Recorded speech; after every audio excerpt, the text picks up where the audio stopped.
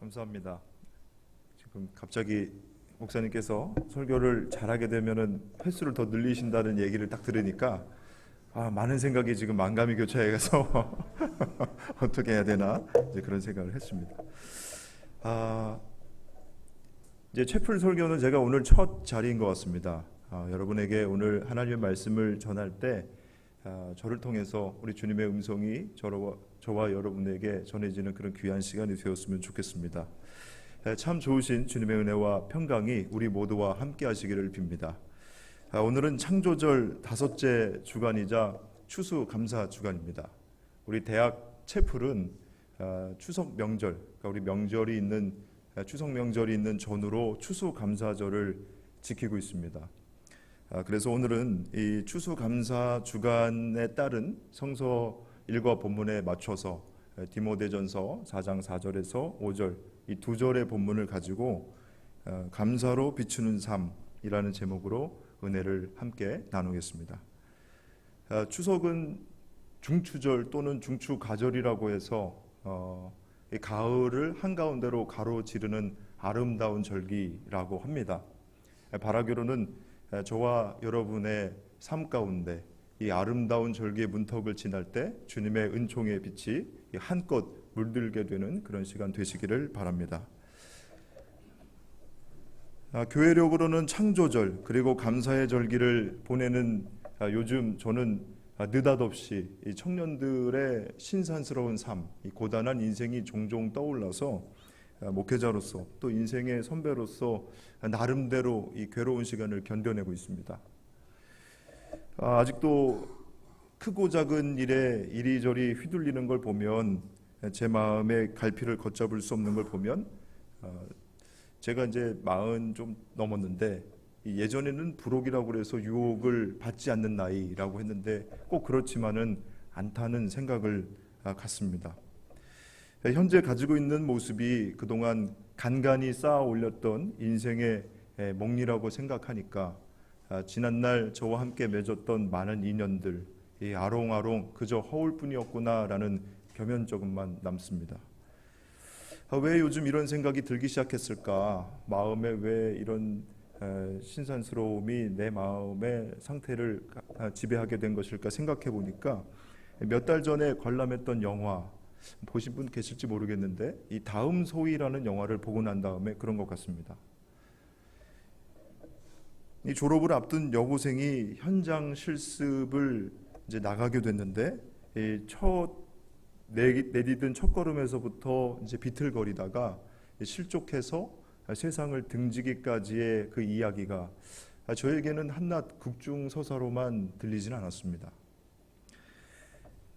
지금도 어디선가 숱한 젊은 청춘들이 남모를 고통과 괴로움에 살아갈 텐데 그 단출하고 외로운 인생은 뒤로 한 채 저의 삶은 아무 일도 없는 듯이 그저 그렇게 평안하게 살아가는 것만 같아서 정말 그 인간 존재의 비루함 아니면 또 가벼움이라고 할까요? 그런 것들을 고스란히 마주하는 요즘이었습니다.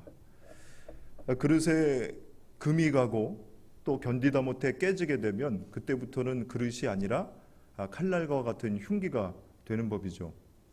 그 영화 속에 18살 된 그 소녀의 그 절규와 같은 부르짖음, 저는 그 영화 속 한 장면이 잊히지 않았는데 친구와 함께 노래방에서 정말 이 비명을 지르는 듯이 절규하는 듯이 애타게 부르는 그 노랫말 하나하나가 제 가슴에서부터 이 머릿속까지 휘저으며 후벼 파는 느낌이었습니다. 제가 그 장면을 좀 가져왔는데 잠깐 함께 보실까요?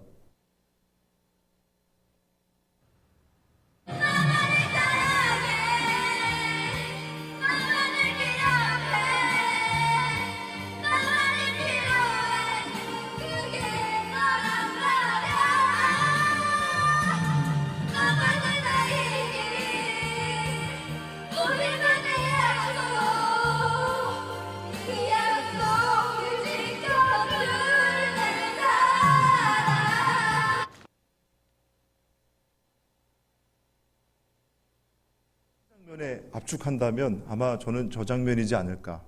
너만을 사랑해, 너만을 기억해, 너만이 필요하다는 그 부르짖음이 저에게는 이 세상 한복판에서 들려오는 그런 시대적 부름처럼 다가왔습니다. 산등수용소에서라는 책의 저자 랭던 길키는 라인홀드 니버라는 사람을 인용하면서 다른 사람들을 부당하게 대하는 그 마음의 기저에는 내면의 우상 숭배가 자리하고 있다라고 이야기합니다. 그러니까 이기심이라고 하는 도덕적 차원, 편견으로 대표되는 지적인 차원, 그리고 부조리나 기득권 등 이 사회적 차원의 모든 문제에는 창조주에게서 찾아야 될 영원한 안정감, 또 마음속의 평안을 피조물에게서 찾는 종교적 차원이 깔려 있다라고 통찰합니다. 그렇게 본다면 오늘날 우리 시대의 젊은 청춘들, 이 절망 속에서 살아가고 있는 젊은이들, 영화 속에서 보셨던 다음 소위를 양산한 사회 구조적 문제, 또 이웃으로 대하지 못하고 경쟁의 대상, 착취의 대상으로 대하며 용도 폐기하는 이 모든 문제의 책임으로부터 우리 종교는 결코 자유로울 수 없습니다. 그런 측면에서 저 역시 목회자로서 우리 청년들의 한숨으로부터 자유로운 것처럼 하나님의 숨을 고르며 살 수는 없겠죠. 오늘 함께 보신 이 본문의 말씀은 이 목회 초년병이었던 디모데를 향해 이 사도 바울이 하나님의 마음을 담아 보낸 편지입니다. 수신자가 디모데로 특정되어 있긴 하지만 그가 속한 공동체 모두가 함께 회람하면서 경건과 거룩한 삶의 지침으로 삼았던 내용입니다. 오늘날로 치자면 다음 세대에게 보내는 청년 서신이라고도 할 수 있겠습니다. 이 사도가 마케도냐로 떠나면서 에베소에 홀로 남겨질 그 디모데를 위해서 목회 매뉴얼을 만들었는데요. 아들처럼 여기던 그 디모데가 거짓 그리스도인, 거짓 교사들이 활개치는 에베소에 홀로 남아 있을 생각을 하니 차마 발이 떨어지지 않았던 모양입니다. 비록 몸은 떨어져 있을지라도 자신의 글에 진실한 마음을 담아 이 하나님만을 현념토록 만들었습니다.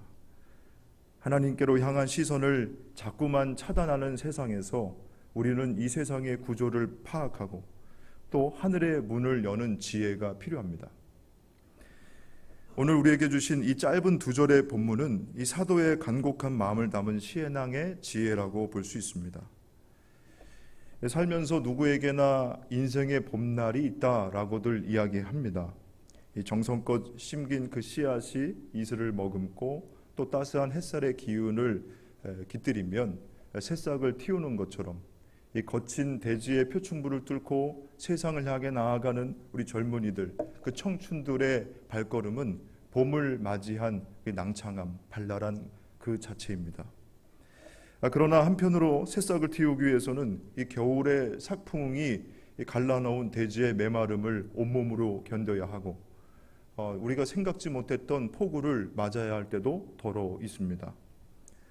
봄의 기운이 생명을 일깨우기까지 이 차갑고 거친 흙을 끌어안으며 지내야 할 그 세월의 길이와 깊이를 우리는 알 수 없습니다. 자연은 신비이기 때문이죠. 요즘처럼 공활한 하늘 그리고 푸른 캠퍼스의 잔디를 보면 여러분 어떤 생각 드십니까? 참 좋습니다. 그죠? 그런데 저는 이 푸른 캠퍼스의 잔디를 볼 때마다 이 마음 한편에 이 서리빨이 선 것처럼 이 시린 느낌을 지울 수가 없습니다. 몸도 마음도 공고하던 시절, 저는 대학생 시절에 날마다 지금 모습과는 상상하실 수 없겠지만 술로 밤을 새우고 잔디밭에서 잠이 들면 다음날 경비 아저씨가 깨워서 수업에 들어가는 학생이었습니다. 그러다 보니까 저에게는 수많은 별명들이 있었는데 그중 하나가 소예요. 소. 왜 그런가 하니 그 전날 먹고 마신 음식물을 이 잔디밭 위에서 개워내는 모습이 마치 이 소가 되새김질하는 것과 비슷했기 때문에 붙여진 별명이었습니다. 그때는 왜 그렇게 힘들고 참 삶이 고단했던 것 같은지 저에게는 인생이란 이 봄이라기보다는 추운 겨울날에 겨울날에 마주했던 죽음과도 같았던 기억입니다. 그렇기 때문에 세상은 감사보다는 괴롭고 그저 귀찮은 곳이었습니다. 본문의 사도 역시 자신이 부활하신 그리스도의 빛으로 삶의 어둠을 몰아내기 전에는 이 죄인들의 우두머리였다라고 고백합니다.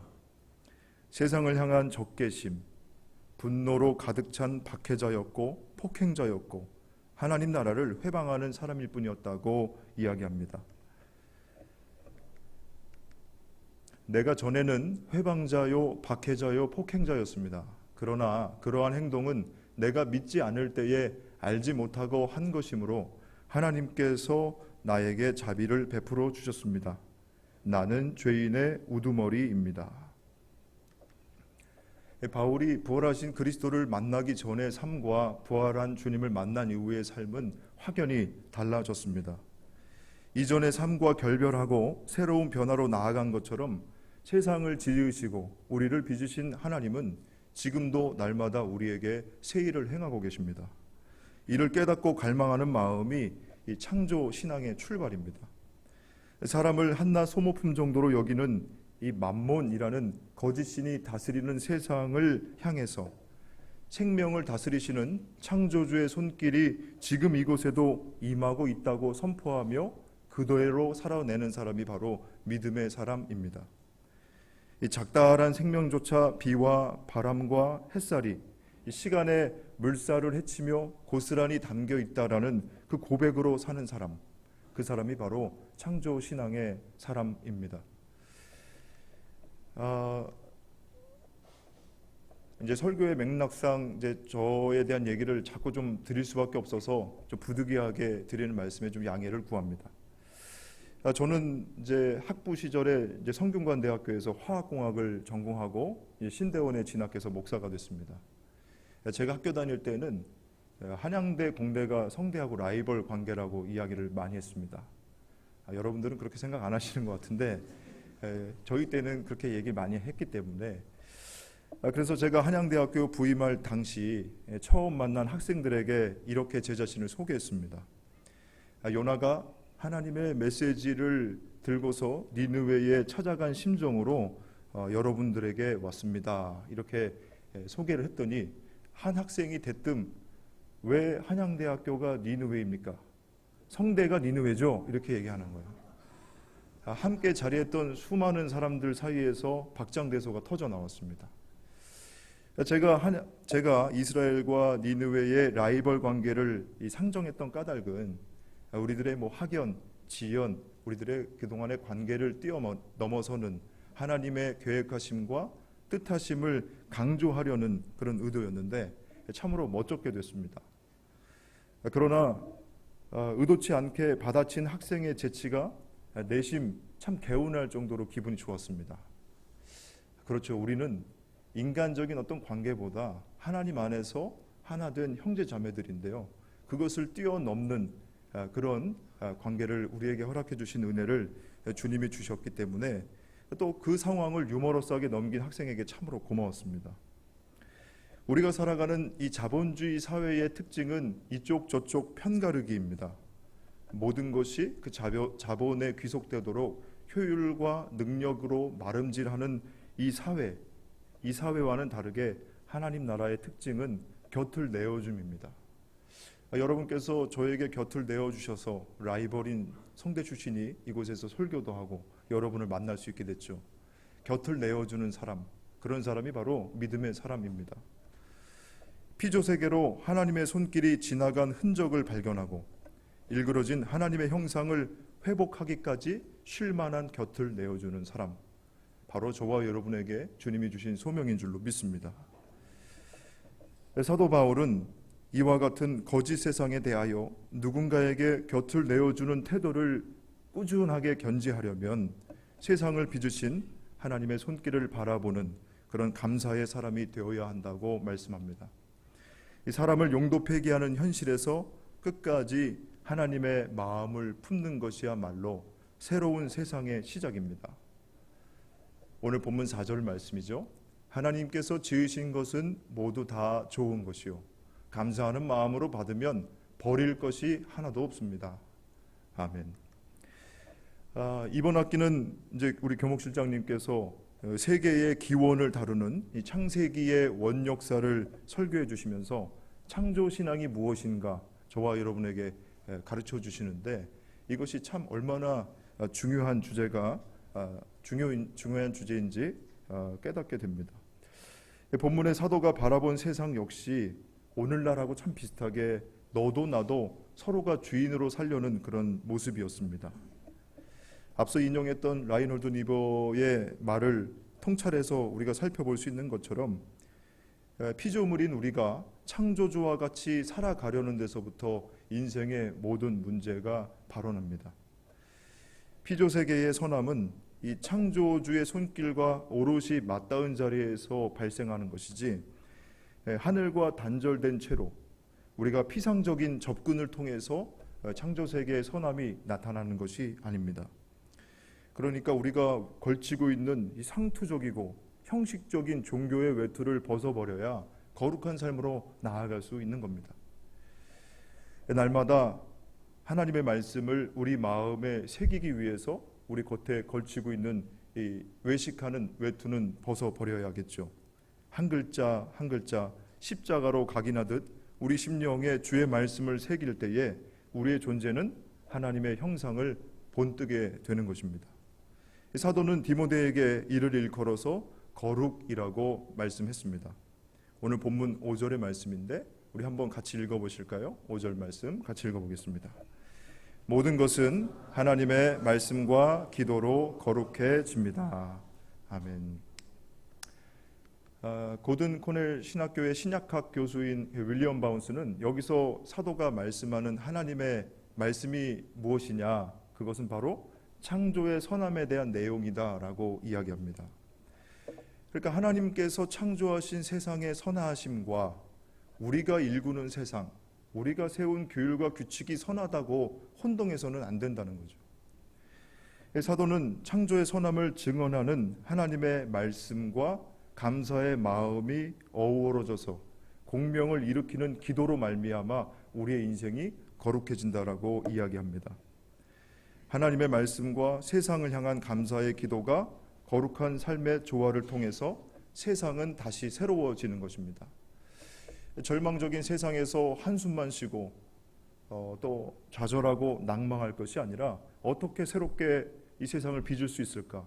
그것은 세상을 지으신 하나님의 말씀과 하나님의 말씀에 대한 감사로 우리가 기도를 통해 조화를 이룰 때 이 세상은 하나씩 하나씩 새롭게 빚어진다는 말씀입니다. 그러므로 하나님의 말씀 또 우리의 마음씀, 이 두 개가 기도라는 통로를 통해서 조우할 때 우리의 인생도 세상도 거룩해질 수 있습니다. 거룩한 삶은 일그러지고 깨어진 세상을 향해 이 봄의 기운처럼 생명의 빛을 발하면서 이 얼어붙고 물화된 세상을 회복할 수 있습니다. 그러므로 저와 여러분은 거룩을 회복해야 합니다. 또한 거룩은 이 타자인 이웃의 얼굴에서부터 하나님의 빛을 발견하는 맑은 심경이기도 합니다. 아리스토텔레스의 말을 좀 빌리자면 우리는 하나님께서 빚으신 이 세상을 향유하는 사람이지 누군가를 이용하고 착취하며 배제하는 인생이 아닙니다. 모든 만물을 지으신 하나님의 손길이 어느 곳에나 깃들지 않은 곳이 없음을 깨닫고 피조세계의 모든 만물과 어울리며 누릴 줄 아는 사람, 그런 넉넉한 마음이 바로 감사로 심고 거룩으로 결실한 삶의 모습이라는 겁니다.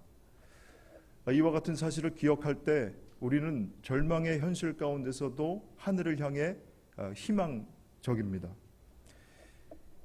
다사다난하고 곤고한 일생일지라도 모든 이에게는 꽃필 봄이 그 앞에 놓여 있다고 노래한 시인이 생각나는데요.